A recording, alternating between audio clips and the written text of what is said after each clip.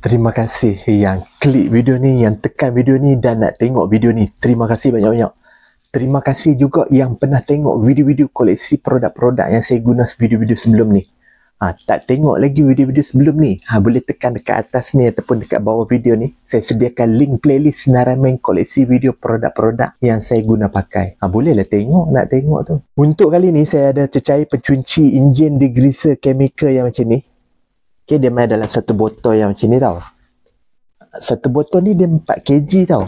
Dia boleh pilih tau sama ada nak beli yang 500 ml untuk botol spray ataupun yang 1 kilo ataupun nak beli yang 4 kilo satu botol macam ni saja pun boleh. Jadi sesuai lah untuk yang nak guna untuk cuci motor, kesan-kesan berminyak tu kan. Cara nak guna dia pun mudah lah. Okay, cara bancuannya mudah saja. Kita kena tengok keadaan kotoran yang melekat dekat kita punya permukaan tu. Kalau kotoran degil, kita boleh gunakan nisbah lah. Kita gunakan 2 nisbah 1.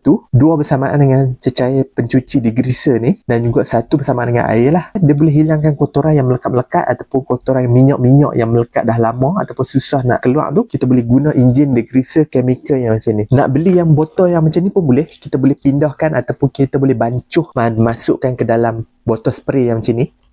Lepas tu kita boleh spray permukaan yang kita nak cuci tu. Okay, lepas tu kita tinggalkan dia. Kita biarkan dia dulu selama beberapa minit. Lepas tu kita boleh sental dia ataupun nak cuci terus pun boleh. Nak basuh dia terus pun boleh. Okay, kita boleh gunalah enjin degreaser chemical yang macam ni. Okay, untuk kali ni saya pakai baju kemeja lengan panjang. Dia ada butang di bahagian lengan.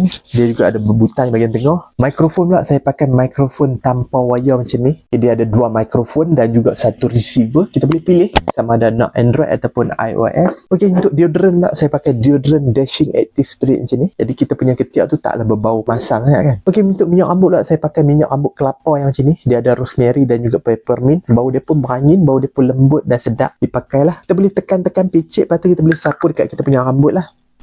Lepas tu kita punya rambut taklah kering sangat. Nak beli enjin degreaser chemical yang macam ni ataupun nak beli produk-produk yang lain, boleh tekan produk kat bawah ni. Bantu saya dengan menekan butang like ataupun nak bagi komen ataupun nak share video ni ataupun nak bantu saya dengan menekan butang subscribe. Tekan subscribe.